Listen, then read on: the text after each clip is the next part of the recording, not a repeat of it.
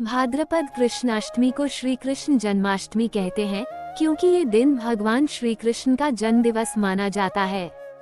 इसी तिथि की घनघोर अंधेरी आधी रात को रोहिणी नक्षत्र में मथुरा के कारागार में वसुदेव की पत्नी देवकी के गर्भ से भगवान श्री कृष्ण ने जन्म लिया था। ये तिथि उसी शुभ घड़ी की याद दिलाती है और सारे देश में बड़ी धूमधाम से मनाई जाती है। जन्माष्टमी के दिन भगवान श्री कृष्ण की जन्म संबंधी कथा भी सुनते सुनाते हैं, जो इस प्रकार है।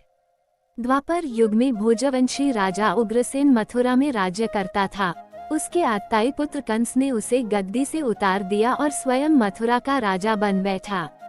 कंस की एक बहन देवकी थी, जिसका विवाह वसुदेव नामक यदुवंशी सरदार से हुआ था। एक समय कंस अपनी बहन देवकी को उसकी ससुराल पहुंचाने जा रहा था। रास्ते में आकाशवाणी हुई, हे कंस, जिस देवकी को तू बड़े प्रेम से ले जा रहा है, उसी में तेरा काल बसता है। इसी के गर्भ से उत्पन्न 8वां बालक तेरा वध करेगा। ये सुनकर कंस वसुदेव को मारने के लिए उद्यत हुआ। तब देवकी ने उससे विनयपूर्वक कहा, मेरे गर्भ से जो संतान होगी, उसे मैं तुम्हारे सामने ला दूंगी। बहनोई को मारने से क्या लाभ है।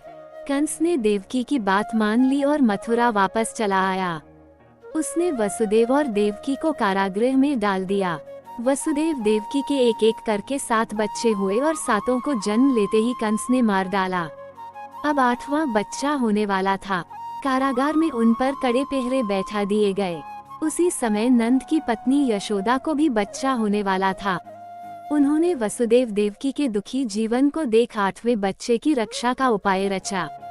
जिस समय वसुदेव देवकी को पुत्र पैदा हुआ, उसी समय संयोग से यशोदा के गर्भ से एक कन्या का जन्म हुआ, जो और कुछ नहीं सिर्फ माया थी। जिस कोठरी में देवकी वसुदेव कैद थे, उसमें अचानक प्रकाश हुआ और उनके सामने शंख, चक्र, गदा, पद्म धारण किए चतुर्भुज भगवान प्रकट हुए। दोनों भगवान के चरणों में गिर पड़े। तब भगवान ने उनसे कहा, अब मैं पुनः नवजात शिशु का रूप धारण कर लेता हूँ। तुम मुझे इसी समय अपने मित्र नंद जी के घर वृंदावन में भेज आओ और उनके यहाँ जो कन्या जन्मी है, उसे लाकर कंस के हवाले कर दो। इस समय वातावरण अनुकूल नहीं है, फिर भी तुम चिंता न करो। जागते हुए पहरेदार सो जाएंगे, कारागृह के फाटक अपने आप खुल जाएंगे और उफनती अथाह यमुना तुमको पार जाने का मार्ग दे देगी। उसी समय वसुदेव नवजात शिशु रूप श्री कृष्ण को सूप में रखकर कारागृह से निकल पड़े और अथाह यमुना को पार कर नंद जी के घर पहुँचे। वहां उन्होंने नवजात शिशु को यशोदा के साथ सुला दिया और कन्या को लेकर मथुरा आ गए। कारागृह के फाटक पूर्ववत बंद हो गए। अब कंस को सूचना मिली कि वसुदेव देवकी को बच्चा पैदा हुआ है। उसने बंदीगृह में जाकर देवकी के हाथ से नवजात कन्या को छीनकर पृथ्वी पर पटक देना चाहा, परंतु वह कन्या आकाश में उड़ गई और वहां से कहा, अरे मूर्ख, मुझे मारने से क्या होगा। तुझे मारने वाला तो वृंदावन में जा पहुंचा है। वह जल्द ही तुझे तेरे पापों का दंड देगा। ये है कृष्ण जन्म की कथा।